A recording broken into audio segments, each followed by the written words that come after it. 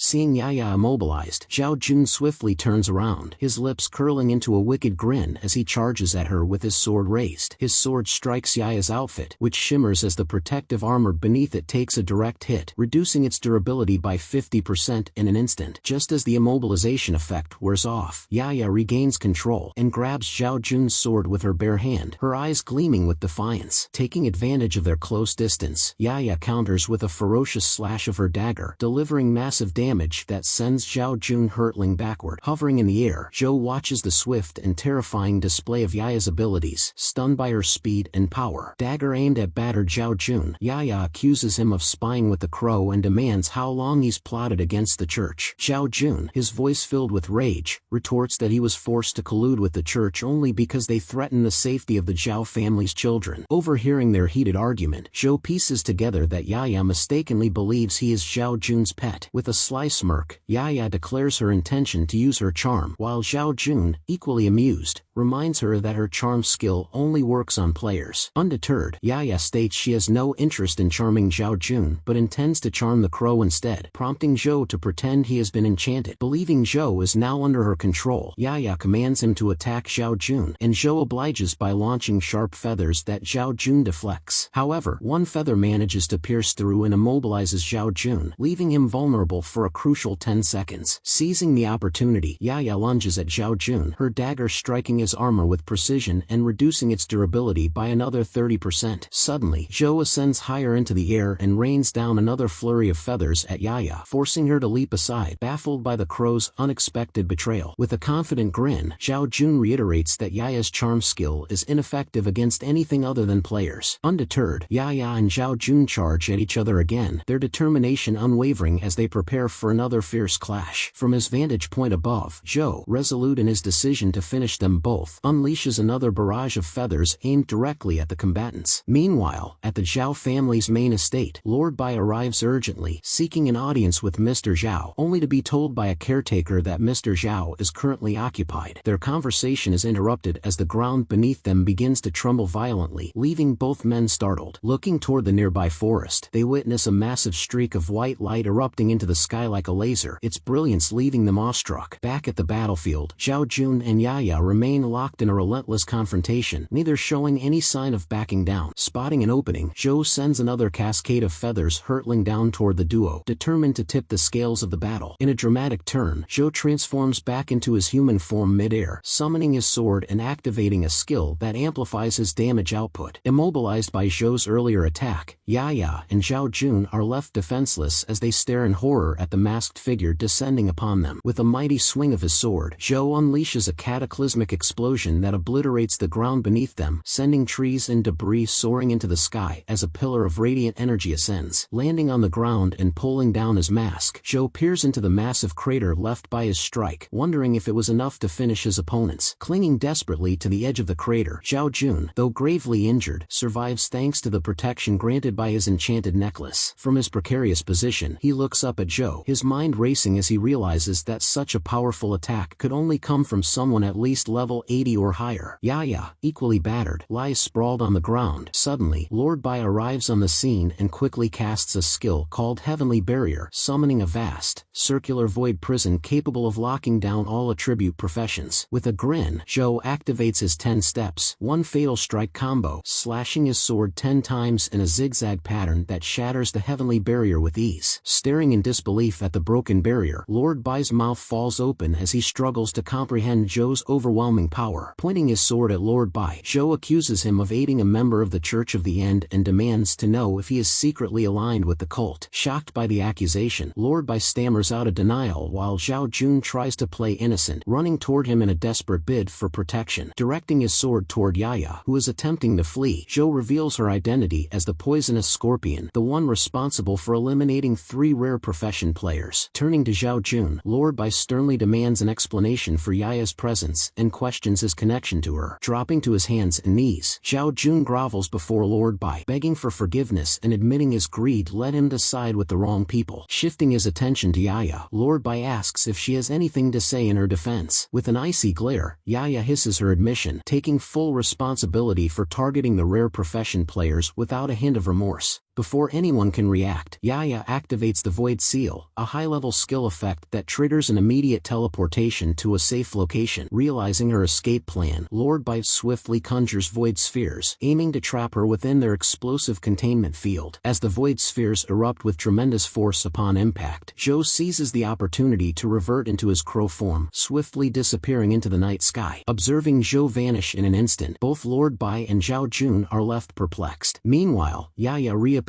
in the dimly lit alley, her frustration spilling out as she curses her pursuers for interfering with her plans. Suddenly, she notices a bird-shaped shadow cast on the ground beneath a street lamp and, startled, spins around to find Zhou perched above her, glaring down with piercing eyes. Shocked, she demands to know why Zhou is relentlessly chasing her and questions if he is working in tandem with Zhao Jun. With a cold edge to his voice, Zhou declares he despises anyone meddling in his affairs and, soaring upward, unleashes a volley of enchanted feathers aimed directly at her, forcing her to flee. At Zhou's apartment, his half-asleep sister Xingyu stares at 3 untouched plates, wondering why he hasn't returned home. As she mutters to herself, a knock resounds at the door, and thinking it might be Zhou, Xingyu gets up to answer it, her exhaustion evident. The moment she opens the door, Zhou collapses against her, sending her tumbling to the ground as he falls unconscious, his strength completely spent. That night, while deep in slumber, Zhou is haunted by a vivid nightmare where a shadowy villain forces him to choose between between saving his sister or Qingyu. Desperately reaching out for both girls, Zhou shouts that he cannot abandon either and rushes forward, the anguish etched across his face. In his sleepwalking state, Zhou unknowingly wanders into Xingyu's room, startling her awake as she finds him standing there in a daze. Mistaking his actions as something inappropriate, Xingyu angrily accuses Zhou of attempting to take advantage of her. Before Zhou can respond, Xiaoyu bursts into the room, assumes the worst, and sternly commands them to join her downstairs for breakfast. Misreading the tension, Xiaoyu feels triumphant, thinking they're bonding, while Zhou and Xingyu exchange looks of disdain. Crossing her arms with a haughty expression, Xingyu mocks Zhou, calling him a crybaby who sleepwalks, while Zhou warns her to stop provoking him. Eventually, they descend to the dining hall, where they begin breakfast, and Xingyu pointedly asks Zhou why he arrived so late the previous night. Ignoring her question, Zhou counters by demanding to know why Xingyu did not answer his numerous calls, his tone sharp with suspicion. Attempting to divert the conversation, Xingyu offers Zhou a piece of chicken, her demeanor shifting to an awkward cheerfulness. With a steely gaze, Zhou persists, questioning what the two of them were doing the previous night and why they ignored his calls. Hesitating slightly, Xingyu looks flustered while Xiaoyu replies that they were merely discussing battle tactics for their shared guild missions. Skeptical, Zhou presses further, asking what kind of secret realm could warrant such an extended strategy session through the night. Both girls respond simultaneously, revealing the name of the mysterious domain, Shadow of the Black Sun. Xingyu explains that the Shadow of the Black Sun is an exceptionally large secret realm, 5 times the size of typical realms, teeming with formidable monsters and ruled by a level 45 boss. Xiaoyu interjects, revealing survivors believe the Corpse King might be a decoy for an even greater hidden threat. Intrigued, Zhou asks if this means a hidden boss exists within the realm, adding that since the boss remains undefeated, the rewards must still be unclaimed. Sensing Zhou's growing interest, Xingyu warns him sternly not to entertain any thoughts of entering such a perilous place. When Zhou attempts to argue, Xingyu ruffles his hair, calling him reckless and promising to bring back treasures for him instead. Xiaoyu scoffs at the idea, declaring she will never allow their hard-earned rewards to go to someone as immature as Zhou. Ignoring their bickering, Zhou becomes fixated on the Shadow of the Black Sun, silently vowing to claim the hidden treasures and unravel its mysteries. Elsewhere, in Zhao Jun's office, a mysterious hooded figure named Scorpio appears behind him and announces that Yaya has been defeated, leaving her position vacant. Hearing this news, Zhao Jun freezes in disbelief, his expression pale as fear grips him. Rising from his chair and donning his coat, Zhao Jun demands to know how Yaya could have been defeated when she escaped unscathed earlier. With a sinister smirk, Scorpio reveals that an unknown but immensely powerful individual was responsible, someone even capable of bypassing the Void Seal's defenses. With a swift motion, Scorpio announces his departure, turning to leave, but not before informing Zhao Jun that he will notify him if any future missions arise. Alone in the dim room, Zhao Jun stands in stunned silence, grappling with the shock that Yaya is dead. His fury erupts as he slams his fists onto the table, his face twisted in rage, convinced that the mysterious swordsman behind the crater is also tied to this tragedy. Just then door bursts open, and Zhao Ziming, his eldest son, enters with a stern look, warning that despite the Zhao family's distance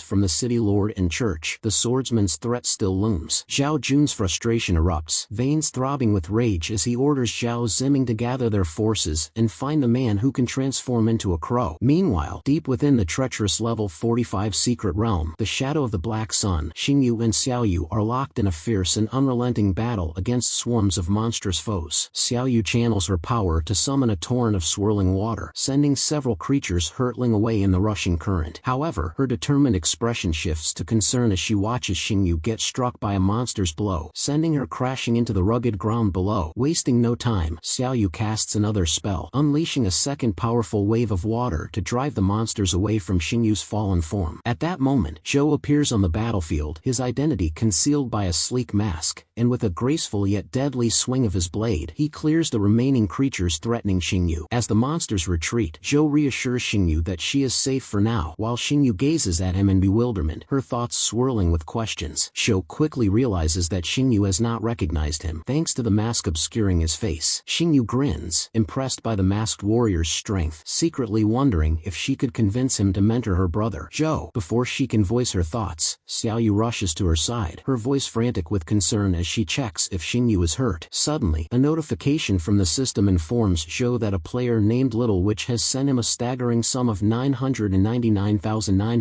1,099 coins. Taken aback by such an immense offering, Zhou hesitates briefly, unsure of whether to accept the unexpected generosity. In a swift motion, he dashes past Xingyu, who is mid-sentence, and thanking him, and their eyes meet for a fleeting moment, leaving Xingyu captivated by the familiarity of the masked warrior's gaze. Zhou urgently pulls Xingyu behind him as the ground trembles with the approach of hundreds of monsters charging toward them. From a distance, Xiaoyu cries out in panic, warning Xingyu to stay alert as the monstrous horde barrels closer with unrelenting ferocity. Zhou's eyes ignite with an electric glow, and he raises his crackling blade, preparing to unleash the devastating technique known as the 10 steps, one fatal strike. A colossal dome of explosive energy materializes in an instant, consuming the oncoming monsters in a dazzling yet destructive wave that clears the battlefield. As the dust settles, Xiaoyu approaches Zhou, offering her gratitude for saving Xingyu, while reminding him that the gold coins she sent earlier were merely tokens of her appreciation. Zhou humbly thanks Xiaoyu for her kindness, but insists that the coins are far too generous for his liking. Before Zhou can continue, Xiaoyu abruptly grabs Xingyu by the arm and drags her away, her demeanor determined as if to shield Xingyu from Zhou's lingering presence. Xingyu, running beside Xiaoyu, protests in confusion, urging her not to leave before learning the stranger's name, but Xiaoyu dismisses the idea. Left alone, Zhou decides to scout other areas within the shadow of the Black Sun, leaping high into the air with an acrobatic flourish and gliding away. Elsewhere, in Area B of the shadow of the Black Sun, a group of adventurers is surrounded by a relentless horde of monsters, forcing them into a desperate defensive circle. The knights, their shields raised to block the encroaching beasts, suggest a retreat, but Zimming vehemently refuses, his pride burning as he declares their mission far from over. With a commanding gesture, Zimming channels his power and strikes a nearby monster with a bolt of crackling lightning. One of the knights, struggling to hold back the tide, asks how they intend to secure scouts to map the area, given their precarious situation. Zimming retorts with a daring suggestion to recruit, or rather, borrow, scouts from rival guilds, which earns agreement from the knight. As another wave of monsters approaches, Zimming unleashes a barrage of energy blades shaped like glowing rings, slicing through the horde with deadly precision. High above, Zhou, in his crow form, soars through the air, his keen eyes locking onto the embattled Zimming and his struggling party below. Without hesitation, Zhou releases a flurry of 72 radiant feathers, which rain down upon the battlefield like meteoric projectiles, striking monsters and adventurers alike. The feathers paralyze dozens of enemies, freezing them in place for 10 critical seconds, effectively tipping the scales of the battle. One monster, mere moments from striking Zimming, is also immobilized by the radiant feather, leaving Zimming utterly stunned. Next up, Zhou activates the Heavenly Barrier, a legendary skill that creates an impenetrable field, sealing 100% of the enemy's attributes. Immediately, a colossal dome of crackling energy descends onto the battlefield, encapsulating both the monsters and players within it. Caught in the barrier's force, Zimming is frozen, his eyes wide with astonishment as he realizes the swordsman can wield magic. Building on the momentum of his first move, Zhou unleashes the corpse flame, raining torrents of blazing infernal fire upon the trapped enemies like an unrelenting storm. Still locked in place, Zimming's mind races with confirmation that the formidable crow is indeed the swordsman his father tasked him to eliminate. As the barrier finally dissipates, Zhou glides through the air toward a nearby tree, landing gracefully on a branch. Zimming approaches with cautious optimism, proposing an alliance and offering Zhou a position in his guild to conquer the shadow of the Black Sun together. Without hesitation, Zhou rejects the offer, his tone sharp and resolute, making it clear he has no interest in working alongside anyone. Determined, Zimming raises the stakes, promising Zhou a hefty reward of 200,000 gold coins if he agrees to join the guild. Before Zhou can respond, the dark clouds behind him swirl with ominous energy, crackling with lightning, prompting him to leap from the branch and ascend swiftly. As he soars through the air beneath the brewing storm, Zhou feels the MOU ring in his possession begin to radiate an intense, searing heat. Out of nowhere, a massive palm hurtles toward Zhou, forcing him to leap aside just in time to avoid its crushing blow. As the hand soars past Zhou, he spots a round void lingering in the sky, a little distance away. The ground trembles as the palm slams into it, leaving behind a massive crater, a testament to its destructive power. Drawing closer to the void, Zhou receives a system notification instructing him to present the MOU ring to awaken the final boss. Heeding the system's advice, Zhou reveals the ring, triggering an eerie reaction within the void, from which Situya, the level 50 queen of the Black Sun, emerges wielding a fearsome blade. Her piercing gaze locks onto Zhou as she she raises her hand, channeling dark energy into an attack known as the Heavenly Fire, an assault imbued with unrelenting fury. With a commanding gesture, she unleashes a cascade of blazing flames, each wave racing toward Zhou with deadly precision. Zhou maneuvers skillfully through the inferno, zigzagging through the air to evade the flames, while simultaneously launching razor-sharp feathers to divert her focus. Closing the distance between them with incredible speed, Zhou takes advantage of the queen's momentary distraction and activates the God's Hand skill. Realizing something has been taken from her, the queen's voice erupts in fury as she demands to know what Zhou has stolen, hurling another wave of hellfire in retaliation. The searing flames detonate in front of Zhou, forcing him to ascend higher into the skies, narrowly escaping their devastating heat. Creating further distance, Zhou counters by releasing another barrage of his enchanted feathers, targeting the queen. Struck by one of the feathers, the queen is paralyzed for 10 seconds, providing Zhou with a critical opening to gain the upper hand. Transforming back into his human form, Zhou charges at the immobilized queen, his sword raised high, radiating the deadly energy of an impending strike. With a single swing, Zhou executes the Void Slash, a move that rends the fabric of reality, delivering devastating void damage upon the queen. Unable to resist due to her immobilized state, the queen absorbs the full force of the attack. As the paralysis fades, it becomes evident the queen has been defeated, granting Zhou enough experience to level up to 40. Returning to his crow form, Zhou gracefully descends to the ground, landing effortlessly before shifting back into his human form. Turning back, he is startled to see the queen still standing, and with confusion in his voice, he demands to know why she hasn't disappeared after her defeat. Smiling slyly, the queen reveals her immunity, claiming she is protected by the Dawn's blessing, which prevents her from being vanquished, and demands Zhou surrender the ring to her. When Zhou questions whether this is a threat, the queen affirms it with an unwavering glare. With a flick of his wrist, Zhou summons glowing chains infused with ethereal energy, declaring he has no choice but to resort to this forbidden skill. Sensing danger, the queen hesitates, her tone betraying a hint of fear as she asks what Zhou intends to do. Without warning, Zhou hurls the chains forward, their radiant energy wrapping tightly around the queen's form and binding her completely. Struggling against the unyielding chains, the queen attempts to flee, but Zhou tightens his grip, forcing her to kneel under their immense pressure. As she collapses, Zhou approaches, gripping her face and commanding that she belongs to him. That was the story for today. Guys, you can tell us in the comments which story would like us to continue, or you can also watch this next video.